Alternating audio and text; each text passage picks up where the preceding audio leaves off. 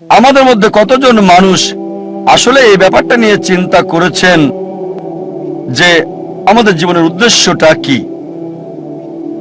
আমাদের মধ্যে কতজন এই ব্যাপারটা নিয়ে ভেবেছেন যে আমাদের এই অস্তিত্বের উদ্দেশ্যটা কি? আমরা এখানে কি করছি?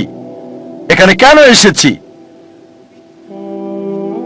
আসুন এবার এই ব্যাপারটা আমরা বিশ্লেষণ করে দেখি। আমি এখানে দর্শকদের অনুরোধ করব, আপনাদের মধ্যে কেউ যদি কখনো এটা চিন্তা করে থাকেন যে আপনার জীবনের উদ্দেশ্যটা কি, তাহলে দয়া করে হাত তোলেন। আমি জানতে চাচ্ছি এখানে দর্শকদের মধ্যে কতজন এটা নিয়ে চিন্তা করেছেন যে আমাদের জীবনের উদ্দেশ্যটা কি। এখান থেকে দেখতে পাচ্ছি 10-15 জন, খুব বেশি হলে 100 জন। এখানে প্রায় 1 লাখ মানুষ আছেন। এটা 0.1%-এরও কম।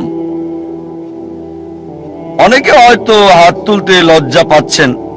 তারপর এটা বলতে পারি যে এই মানুষের মধ্যে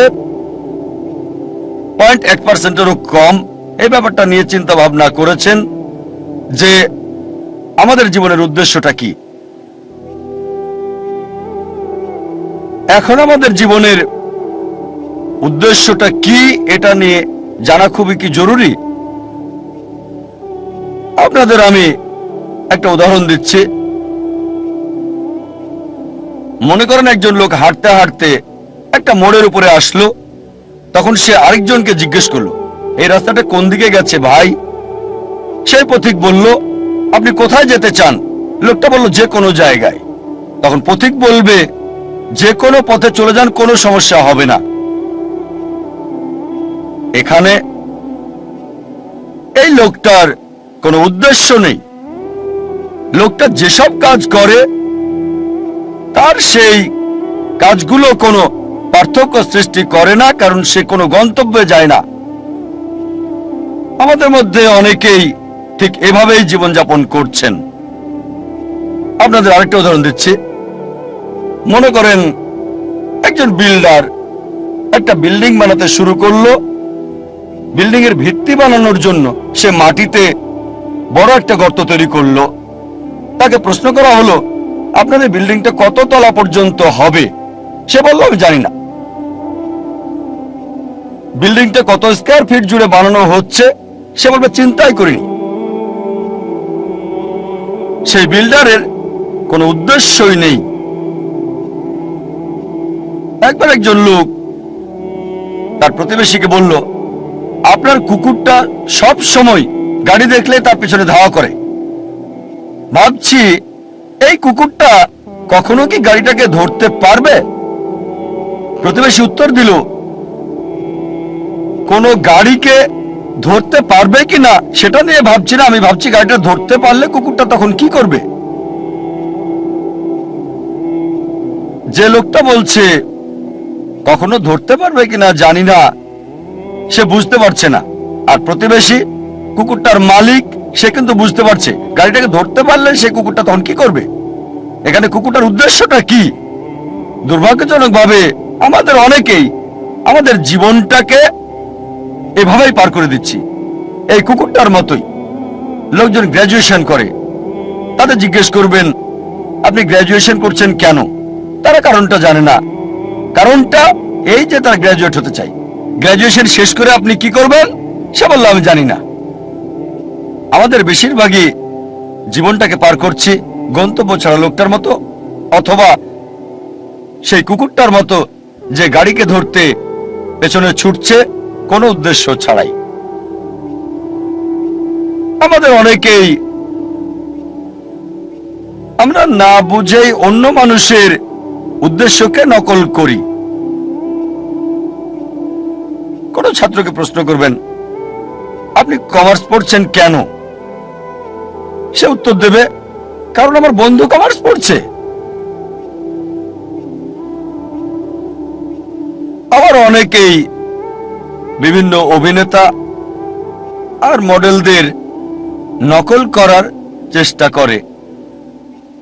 তারা এটা না বুঝেই করে। একবার এক লোক গ্রাম থেকে বোম্বেতে আসলো বড়লোক হওয়ার জন্য। তাকে একবার প্রশ্ন করা হলো যে আপনি বোম্বেতে আসলেন কেন? সে তখন বলল, আমি হিন্দি সিনেমায় দেখেছি অমিতাভ বচ্চন খুব গরিব ছিল, তারপর বোম্বেতে এসে এক রাতের মধ্যে অনেক বড়লোক হয়ে গেল।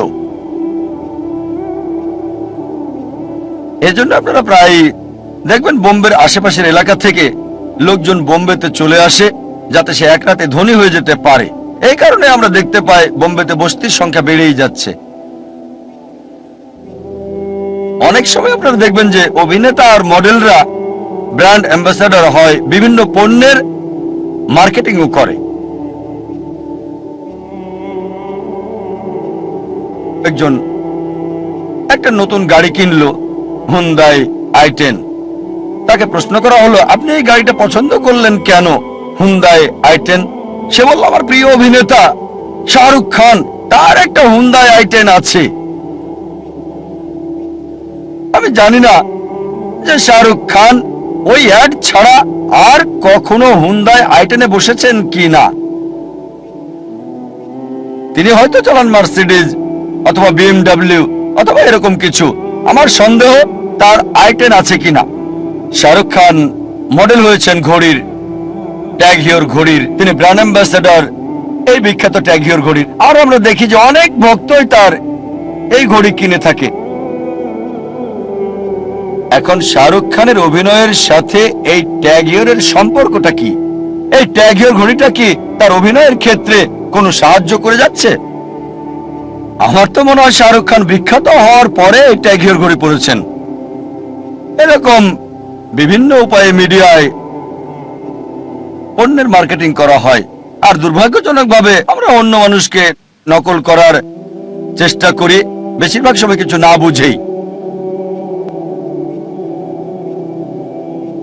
মনে করেন একজন ধনী লোক একটা টেক্সটাইল মিল কিনলো। প্রশ্ন করা হলো, আপনি এই টেক্সটাইল মিল কিনলেন কেন? সেই লোক বলল যে আমি খোঁজ খবর নিয়ে জানতে পেরেছি টেক্সটাইল ব্যবসায় অনেক বেশি লাভ করা যায়। তারপর জিজ্ঞেস করা হলো, আপনার কাছে কি কোনো ভালো রিপোর্ট আছে? সে বলল, না। ব্যবসা দেখাশোনার জন্য কি কাউকে ঠিক করেছেন?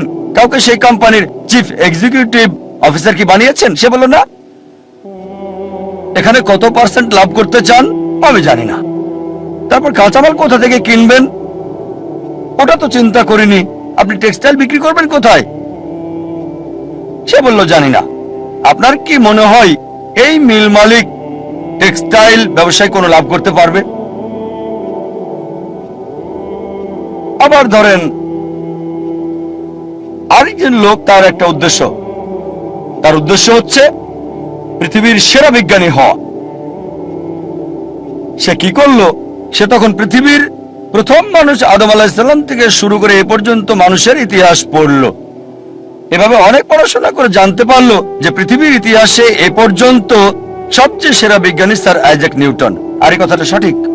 এটা জানার পর সে কি করলো? নিউটনের মতো হওয়ার জন্য সে মাথার চুল লম্বা রাখতে লাগলো, আইজ্যাক নিউটনের মতো কার্লি। তারপর জুতা পরতে লাগলো তার মতো। তারপর সে জামা কাপড়ও পরতে লাগলো। সেই লোক কি নিউটনের মতো বিজ্ঞানী হতে পারবে? তার একটা উদ্দেশ্য আছে, তবে প্ল্যানিংটা হচ্ছে ভুল। প্ল্যানিং অবশ্যই আছে, সে বিজ্ঞানীদের নিয়ে পড়াশোনাও করেছে, কিন্তু প্ল্যানিংটা ছিল ভুল। এবার মূল প্রশ্নে আসি যে আমাদের জীবনের মূল উদ্দেশ্যটা কি? পৃথিবীতে আমাদের এই অস্তিত্বের উদ্দেশ্যটা কি? আপনাদের কি মনে হয় কে এই প্রশ্নের সঠিক উত্তরটা দিতে পারবেন যে পৃথিবীতে আমাদের জীবনের উদ্দেশ্যটা কি? কে? ডাক্তার জাকির নায়েক পারবেন? অবশ্যই এর উত্তর হবে না। তাহলে কি বিজ্ঞানীরা এই প্রশ্নের উত্তর দিতে পারবেন? এবার উত্তর না। তাহলে কি দার্শনিকরা এর উত্তর দিতে পারবেন? তারাও পারবেন না। এই প্রশ্নের সবচেয়ে সেরা উত্তর যে আমাদের জীবনের উদ্দেশ্যটা কি, এর উত্তর দিতে পারবেন আমাদের স্রষ্টা সর্বশক্তিমান আল্লাহ সুবহানাহু ওয়া তাআলা। আমার লেকচারের শুরুতে পবিত্র কোরআনের একটা আয়াত বলেছিলাম, সূরা জারিয়াত অধ্যায় 51 আয়াত 5 ও 6। এখানে আল্লাহ বলেছেন, ওয়ামা খালাকতুল জিন্না ওয়াল ইনসা ইল্লা লিয়াবুদুন। আমি জিন এবং মানুষকে সৃষ্টি করেছি আমার ইবাদতের জন্য। জিন এবং মানুষকে সৃষ্টি করেছি শুধু আমার ইবাদতের জন্য। এখানে আরবি শব্দ হচ্ছে ইবাদা, মূল শব্দ আব থেকে এসেছে, যার অর্থ চাকর, এর মানে দাস। ইবাদা মানে নির্দেশ পালন, মানে গোলামি, এর মানে অনুগত, সমর্পণ করা। সংক্ষেপে ইবাদা মানে গোলামি বা আল্লাহ সুবহানাহু ওয়া তাআলার নির্দেশ মান্য করা। আমাদের স্রষ্টা সর্বশক্তিমান আল্লাহ, যা কিছু আল্লাহ সুবহানাহু ওয়া তাআলা সর্বশক্তিমান আল্লাহ নির্দেশ দিয়েছেন আমরা মানি, এটাই হচ্ছে ইবাদা, এটাই প্রার্থনা। যেমন ধরেন আল্লাহ সুবহানাহু ওয়া তাআলা বলেছেন 5টি পিলার মানতে হবে। যদি তাওহীদে বিশ্বাস করেন যে কোনো উপাস্য নেই আল্লাহ ছাড়া, তাহলে ইবাদত করছেন, আপনি আল্লাহর উপাসনা করছেন। যদি প্রার্থনা করেন, সালাহ আদায় করেন, আপনি ইবাদত করছেন, আল্লাহ সুবহানাহু ওয়া তাআলার উপাসনা করছেন। যদি যাকাত দেন, বাধ্যতামূলক দান, ইবাদত করছেন, আল্লাহ সুবহানাহু ওয়া তাআলার উপাসনা করছেন। যদি রোজা রাখেন, ইবাদত করছেন, আল্লাহ সুবহানাহু ওয়া তাআলার উপাসনা করছেন। আল্লাহ কোরআনে বলেছেন যে প্রতিবেশীর হক আদায় করতে হবে, তাই যদি প্রতিবেশীর হক আদায় করেন, যেহেতু কোরআন বলছে সূরা মাউন অধ্যায় 107 আয়াত 7, তাহলে ইবাদত করছেন, আল্লাহ সুবহানাহু ওয়া তাআলার উপাসনা করছেন।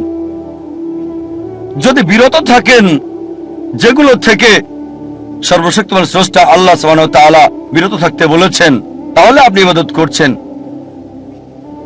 যদি মদপান থেকে বিরত থাকেন, আপনি ইবাদত করছেন। যদি শুকর না খান, তাহলে আপনি ইবাদত করছেন, আল্লাহ সুবহানাহু ওয়া তাআলার উপাসনা করছেন। যদি বিরত থাকেন চুরি করা থেকে, ধোঁকা দেওয়া থেকে, মিথ্যা বলা থেকে, আপনি ইবাদত করছেন, আল্লাহ সুবহানাহু ওয়া তাআলার উপাসনা করছেন। সংক্ষেপে আল্লাহ সুবহানাহু ওয়া তাআলার নির্দেশ মান্য করলে, নিজের ইচ্ছাকে আল্লাহর কাছে সমর্পণ করলে আপনি ইবাদত করছেন, আপনি আল্লাহ সুবহানাহু ওয়া তাআলার উপাসনা করছেন। আর মানুষের প্রতিটি কাজই ইবাদত বললে গণ্য হবে যদি দুটি শর্ত মানেন। এক নম্বর হচ্ছে কাজটি করা হবে কেবলমাত্র আমাদের স্রষ্টা আল্লাহ সুবহানাহু ওয়া তাআলার সন্তুষ্টির জন্য। 2 নম্বর হচ্ছে কাজটি করা হবে সুন্নাহ অনুসারে, সর্বশেষ এবং চূড়ান্ত নবী মুহাম্মদ সাল্লাল্লাহু আলাইহি সাল্লাম যেভাবে করেছেন। যদি আপনার কাজে এই দুটো বিষয় থাকে, প্রতিটি কাজই ইবাদতের অন্তর্ভুক্ত হয়ে যাবে, প্রার্থনা বলে গণ্য হবে। যখন কোনো যন্ত্র কিনেন, সেই যন্ত্রের সাথে একটা নির্দেশিকা বই দেওয়া হয়। যদি আপনি মানুষকে মেশিন বলে ধরেন, তাহলে একমত হবেন যে মানুষ হচ্ছে সবচেয়ে জটিল মেশিন এই পৃথিবীর বুকে। আপনার কি মনে হয় না এই মানুষের জন্য এই মেশিনের নির্দেশিকা বই দরকার আছে? মানুষের জন্য সর্বশেষ এবং চূড়ান্ত নির্দেশিকা বই হচ্ছে পবিত্র কোরআন। পবিত্র কোরআন আল্লাহ সুবহানাহু ওয়া তাআলার সর্বশেষ এবং চূড়ান্ত নির্দেশ, যা সর্বশেষ ও চূড়ান্ত নবী মুহাম্মদ সাল্লাল্লাহু আলাইহি ওয়াসাল্লামকে দেওয়া হয়েছে। সর্বশেষ ও চূড়ান্ত নির্দেশিকা মানব জাতির জন্য।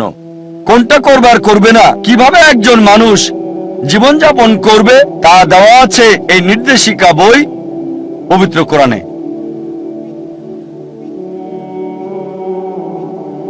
অনেকে আমাকে প্রশ্ন করে, কেন সর্বশক্তিমান আল্লাহ ইবাদত চান আমাদের? আমাদের ইবাদত কি তার প্রয়োজন? কেন চান আমরা তার প্রশংসা করি? আল্লাহু আকবার, আল্লাহ মহান, সর্বশক্তিমান আল্লাহ কি প্রশংসার প্রয়োজন? আল্লাহ উত্তর দিচ্ছেন পবিত্র কোরআনে, সূরা ফাতির অধ্যায় 35 আয়াত 15। হে মানুষ, তোমরাই আল্লাহর মুখাপেক্ষী, আর আল্লাহ সকল অভাব মুক্ত, সকল প্রশংসা তার। কোরআন বলছে সূরা ফাতিরে অধ্যায় 35 আয়াত 15, হে মানুষ, তোমরাই আল্লাহর সাহায্য প্রার্থী, আল্লাহ সকল অভাব মুক্ত, প্রশংসা কেবল তারই। আমাদেরকে আল্লাহ সুবহানাহু ওয়া তাআলা ইবাদত করতে বলেন, তার প্রশংসা করতে বলেন, তার ভালোর জন্য নয়, আমাদের ভালোর জন্য। যখন আল্লাহু আকবার বলি, এটা আল্লাহকে মহান করে না, আল্লাহ এমনিতেই অতি মহান। আপনি আল্লাহু আকবার বলেন আর না বলেন, তারপরও আল্লাহ অতি মহান থাকবেন। এতে আল্লাহ সুবহানাহু ওয়া তাআলার কিছু যায় আসে না। তবে আল্লাহ সুবহানাহু ওয়া তাআলা চান আমরা তার প্রশংসা করি, কারণ তিনি আমাদের মানসিকতা বোঝেন।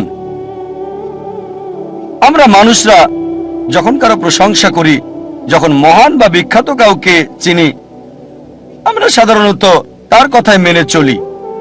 যেমন ধরেন, আপনার মার হার্ট অ্যাটাক হয়েছে, আপনার কাছে একটা অপশন, একজন সাধারণ মানুষ এসে আপনাকে উপদেশ দিচ্ছে, আপনি কি তার উপদেশ মানবেন নাকি পৃথিবীর সবচেয়ে বড় হার্ট স্পেশালিস্টের উপদেশ আপনি মানবেন? সেই লোকটি আপনাকে ফ্রি উপদেশ দিচ্ছে, আপনি কার উপদেশ নেবেন? হার্ট অ্যাটাক হয়েছে আপনার মায়ের জন্য, পৃথিবীর বিখ্যাত হার্ট স্পেশালিস্টের উপদেশ নাকি সাধারণ লোকের? এটা স্বাভাবিক, কারণ জানেন হার্ট স্পেশালিস্ট বিখ্যাত, লোকজন তার প্রশংসা করে, আপনি তার উপদেশই মানতে চাইবেন। একইভাবে আল্লাহ সুবহানাহু ওয়া তাআলা আমাদের প্রশংসা চান। তিনি মহান, আল্লাহ অতি মহান, আল্লাহ সবকিছু জানেন, আল্লাহ মহাজ্ঞানী। তাই যখন আমরা বলি যে তিনি হচ্ছেন মহাজ্ঞানী, আর যখন তিনি আমাদেরকে উপদেশ দেন, আমরা অনুসরণ করতে চাই। যদি না মানেন তিনি মহাজ্ঞানী, মহাপ্রজ্ঞাশীল, তাহলে তার উপদেশ মানার সম্ভাবনা কম। তাই আল্লাহ সুবহানাহু ওয়া তাআলা আমাদের ইবাদত চান, প্রশংসা চান, তার উপকারের জন্য নয়, এটা আমাদের উপকারের জন্য। আল্লাহ বলেন সূরা ফাতির অধ্যায় 35 আয়াত 15, হে মানুষ, তোমাদেরই আল্লাহর সাহায্য দরকার, আর আল্লাহ কারো মুখাপেক্ষী নন, সকল প্রশংসা তারই।